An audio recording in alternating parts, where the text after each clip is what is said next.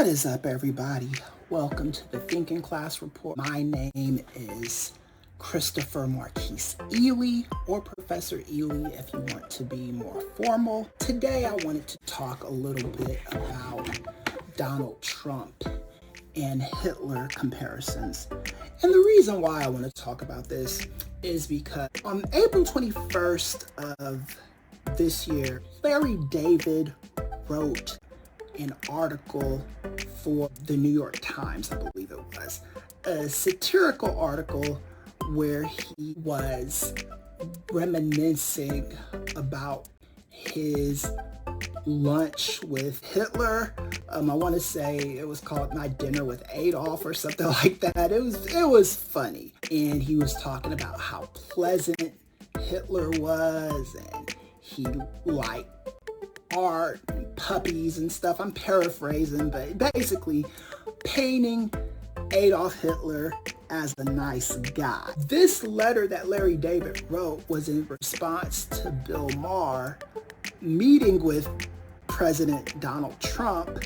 The thug-in-chief is what I call him. A shout out to Roland Martin.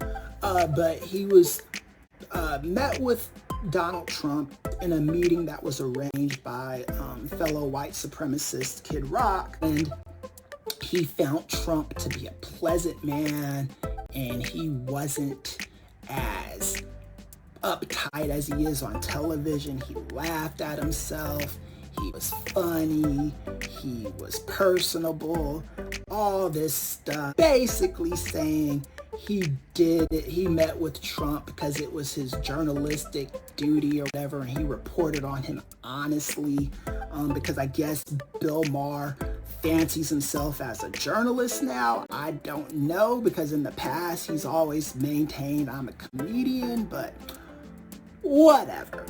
So Bill Maher heard about Larry David's piece, and he knew it was making fun of him, and he took exception to it. So he's been doing the talk show rounds on his own talk show, on other talk shows, Piers Morgan, Chris Cuomo, whatever, and he's been saying that anytime you make a comparison to Hitler, you've lost the argument, and how it's disrespectful to 6 million Jews or whatever, which is a very disingenuous thing to say, because Bill Maher's done the same thing. You know, I remember him comparing Trump's kids to Hitler. I remember him admonishing Geraldo Rivera for for talking about his friendship with Donald Trump, and how Donald Trump is such a warm person, and he likes him and loves him and all this other stuff. And Bill Maher rightfully called bullshit on that, because, you know, Bill Maher, every once in a while he's right on things, you know, not often, but sometimes he is. And I wanted to kind of talk about this too, and the comparison to Trump, and if it's fair or not. Because people often say this. I've heard people in left-wing circles even say, hey, you can't compare Trump to Hitler because Hitler was just another kind of evil. And it got me thinking, because I am a political psychologist, is it wrong to compare Trump to Hitler because Trump would never, ever do anything like Hitler did, because Trump doesn't have that kind of evil in him? Or is Trump not comparable to Hitler because Trump doesn't have the mechanisms that Hitler had at his disposal to be Hitler? Okay? Because there is a difference, you know?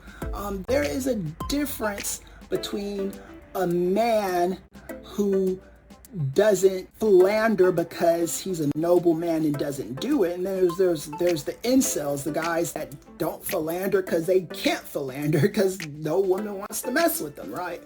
So keep this in mind when you're saying, oh, it's a bridge too far to compare Trump to Hitler. And we need to talk about the mechanisms of power that Hitler had at his disposal. I actually made a list, so I'm going to go through it real quick. Might need to switch my tablet with my laptop, so let's do that. Might make it easier to read, get that clear out the way. Again, I'm not an editor, so and we're working on that too. I'm either going to get my brother to edit videos for me or hire a professional editor.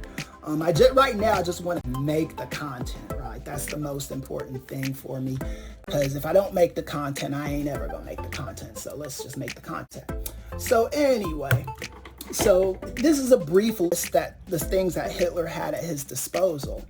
He had the Treaty of Versailles at his disposal, because there was a lot of, financial instability, economic instability in Germany at that time. And that brings me to my number two, economic instability.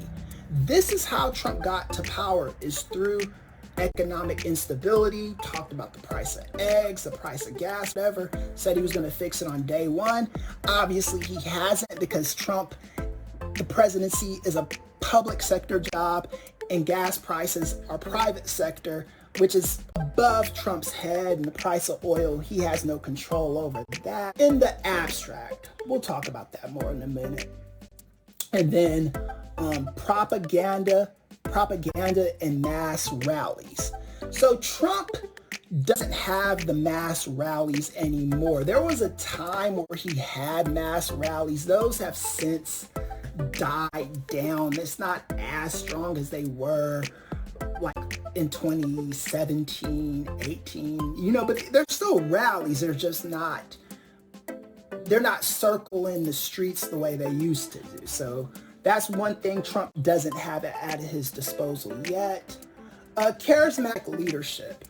Trump is charismatic to the people he needs to be charismatic to. He's not going to be charismatic to the general public. I think he sounds like an idiot, a blithering idiot, and a moron who doesn't know what he's talking about most of the time.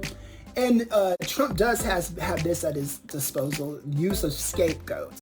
He uses scapegoats. He blames everybody but white men for everybody's problems. He blames, he's making up lies about South African, lying on the guy that was deported unlawfully, about the MS-13 stuff. He's looking for people to blame.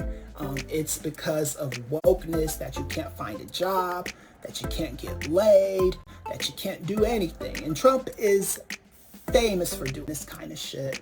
So he does have that at his disposal. Parliamentary violence. So we're not really to the point where there's violence on parliamentary violence. There's no violence on Capitol Hill between lawmakers yet. I think the closest we had was that one Republican dude, the one that used to be a has-been UFC fighter, challenged that guy, the stand your butt up comment, Sean Fain it was. But there hasn't been any political violence in the White House yet or on Capitol Hill yet. But we're inching towards that, but he doesn't have that at his disposal. Weak Weimer government. Let me see. The government is weak. I'm not trying to make the argument that the government is strong, but there are enough Democrats in power and enough good judges in power that believe in the letter of the law that will not let Trump's vision come to full fruition. That he doesn't have that at his disposal yet, right? So conservative elite support. Yeah, Donald Trump has that at his disposal. He's got conservatives at mass. He's got all the Republicans are kissing his ass. He can't do anything wrong. He is dear leader to them. He is El Presidente. He is he is the Holy One. He is the third coming to a lot of these Republicans. They do not say anything bad about him. And if they do offer a criticism to him, it's often followed by or preceded by, I'd take a bullet for Donald Trump, but I disagree with this, that kind of shit. They're sycophants, they're pathetic, and they love Donald Trump for that reason. So he doesn't have that mechanism at his disposal. Let me see.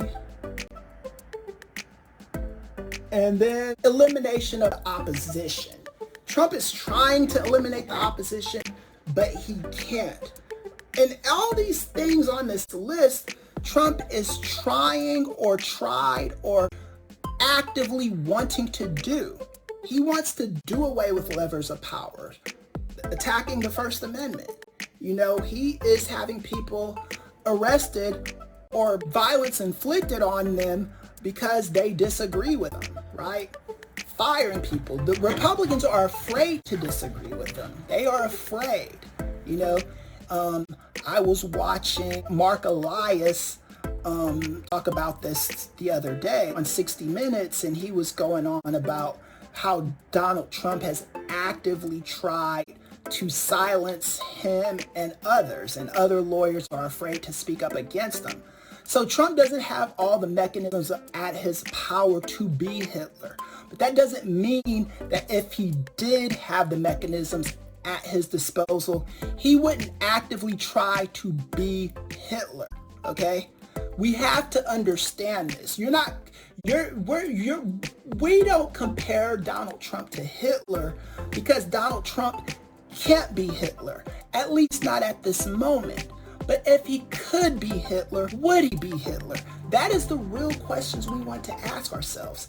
And we are not doing a service if we do not ask the question in that way. If Donald Trump could be Hitler, would he be Hitler? If Donald Trump could be like Hitler, would he be Hitler? That is the food for thought for the class. Leave comments below. But you got to ask the right questions. And that's all I got to say about that. Professor Ealy out.